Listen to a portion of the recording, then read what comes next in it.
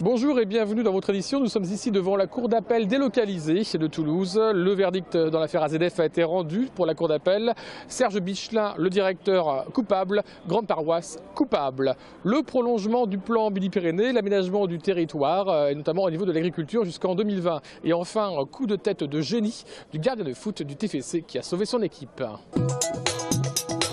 Le verdict de la cour d'appel dans le procès d'AZF est clair et net. La cour reconnaît coupable d'homicides involontaires par maladresse, imprudence et inattention, négligence et manquement à une obligation de sécurité. Serge Bichelin, l'ex-directeur de l'usine et le site Grande Paroisse.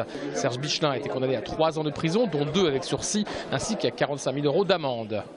Une condamnation de prison a été prononcée, 1 an en régime de semi-liberté. C'est une décision tout à fait exceptionnelle. Je crois qu'elle est à la hauteur de la catastrophe qui s'est produite sur Toulouse et qui a endeuillé cette ville. Le site Grande Paroisse a été condamné à 225 000 € d'amende. Les causes de l'explosion sont à chercher à l'intérieur de l'usine. Il y a des fautes qui ont été commises et qui sont reconnues, pointées du doigt. Parce que les fautes, évidemment, lorsqu'on les reconnaît, ça permet de les sanctionner, mais ça permet surtout de ne pas les reproduire ailleurs. Et c'est ça à quoi nous tenons particulièrement. Si on tient à la vérité, c'est pour qu'elle puisse servir à quelque chose, bien sûr. Du côté de la mairie de Toulouse, on affiche une satisfaction et un apaisement.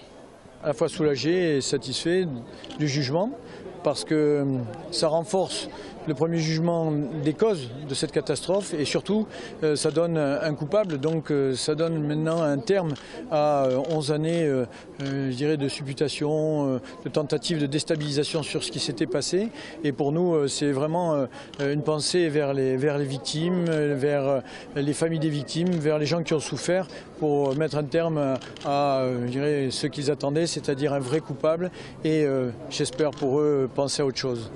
Même si on n'oubliera jamais. Pour le groupe Europe Écologie Les Verts, il y a un grand absent dans ce procès. On aurait peut-être pu aller jusqu'au coupable final, c'est-à-dire celui qui possédait l'usine, qui donnait des ordres au directeur, qui donnait des ordres aux salariés. On comprend plus difficilement que le propriétaire final de Total, qui avait la possibilité d'exiger de sa filiale Grande Paroisse certainement un remaniement des procédures de sécurité, ne soit pas du tout inquiété. Cette rupture de responsabilité est surprenante, mais au moins justice a été rendue aux nombreuses victimes à Henneville-Martienne. Les victimes qui défendaient la thèse de l'accident chimique ont enfin le droit pour elles. Ce qu'on défend depuis 11 ans, dans le désert, dans l'indifférence, est aujourd'hui affirmé avec force par le tribunal. Et ça devient la vérité officielle. Donc c'est évidemment une très grande satisfaction. Et ça montre que ce n'est pas parce qu'on est isolé, peu nombreux, qu'on a l'impression de crier dans le désert, qu'on a tort. Chez certains anciens salariés, ce verdict ne clôt pas vraiment l'histoire. On est davantage dans une condamnation sur la présomption de culpabilité que sur la culpabilité elle-même. Et ça, dans la justice française, je pense que c'est un mauvais chemin si on s'y aventure trop loin. Et enfin, il y a ceux qui auraient aimé que ce soit plus le cœur qui parle plutôt que la raison. La condamnation, je m'en foutais. Moi, ce que je voulais aujourd'hui, qu'on nous disait, voilà, c'est une erreur humaine, on le reconnaît, voilà, point barre, et on vous demande pardon à tous. Maître Soulez-Larivière, l'avocat de la défense, a demandé un pourvoi en cassation. La ministre Fleur Pellerin, déléguée auprès du ministre du redressement productif chargé des petites et moyennes entreprises, était aujourd'hui à Toulouse. Elle a notamment visité la chaîne d'assemblage finale de l'A350 XWB d'Airbus. Elle s'est ensuite rendue à la Beige, au cœur d'un vivier de sociétés innovantes telles que Numéo, spécialisée dans la numérisation 3D, et que la ministre a qualifié de bel exemple à suivre. Interrogée sur la situation de Fram ou Thales, sa réponse est restée assez vague. Vous savez, je crois qu'on est dans une situation de crise qui est très compliquée, que notre industrie est fragilisée aujourd'hui, surtout dans ses pans traditionnels.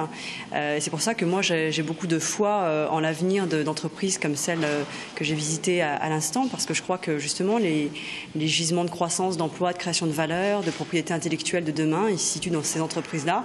Et donc je pense qu'il faut envisager l'avenir avec ces entreprises et réfléchir à la manière dont on peut reconvertir les personnes qui aujourd'hui travaillent dans des secteurs qui sont plus en difficulté. Et dans le nouvel Eldorado de l'innovation, on parle déjà en dollars. C'est un marché de plusieurs centaines de milliards de dollars. Donc Sigfox est l'entreprise la seule au monde pour l'instant à avoir inventé cette technologie-là. Donc ça, c'est un projet qui va être présenté. Ensuite, on parlera aussi sûrement de ce bâtiment-là, qui est un nouveau bâtiment de 5000 m² qui recueille une quinzaine d'entreprises, chacune d'elles étant dans l'innovation, donc ayant une forte croissance et besoin de se financer auprès de capitaux risqueurs. Donc ces projets-là montrent qu'en France, il y a un dynamisme d'innovation et qu'il y a encore plein d'axes de croissance à venir. Il semblerait donc que l'on assiste à Toulouse et en France à une mutation économique et technologique qui privilégierait l'innovation au secteur dit traditionnel.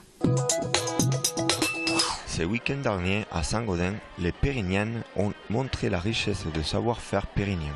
Le concours national de la limousine était un des événements phares de cette manifestation. La race limousine est fortement implantée dans cette région. C'est pourquoi le Airbook Limousin a voulu essayer de présenter la race limousine dans ses meilleures qualités et au cours de son concours, et qu'elle nous a demandé d'organiser le concours national et sur Saint-Gaudens. Pendant la manifestation, le ministre de l'Agriculture et de la Forêt, Stéphane Le Foll, a décidé de prolonger de 2014 à 2020 le plan Pyrénées pour la défense du territoire des Piémont. Je suis venu présenter une vache grasse dans le but principalement de la vendre au meilleur prix au cours du marché.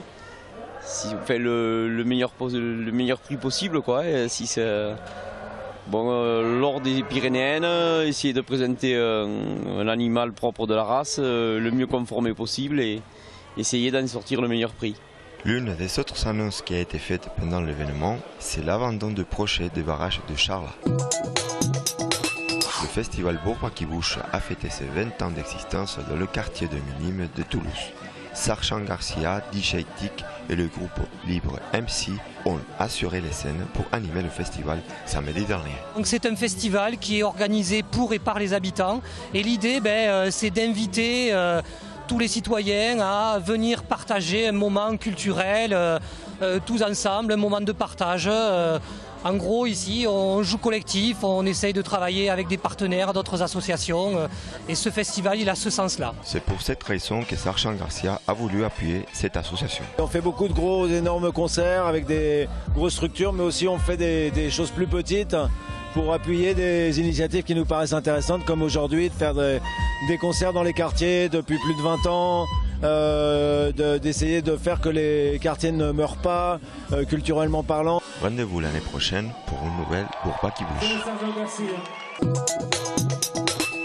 Rugby, le Stade Toulousain s'est rassuré ce week-end face à Bayonne. Les Rouges et Noirs ont su réagir après leur déconvenue face à Perpignan. Pas de détails contre l'Aviron bayonnais, 4 essais, une victoire bonifiée et des mouvements de grande classe, notamment cet exploit personnel de Yannick Nyanga. Score final 35-6, les hommes de Guinoves se replacent en 3e position du top 14. Football, c'est l'image et l'exploit du week-end sportif. Ali Hamada, le gardien du TFC qui arrache l'égalisation dans les dernières secondes du match contre Rennes au Stadium. Le coup franc de la dernière chance est frappé par Ben Yedder. Hamada, en maillot jaune, est sorti de ses cages pour épauler ses coéquipiers.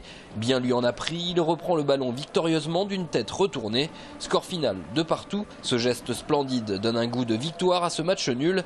Ali Hamada, en une soirée, devient un héros.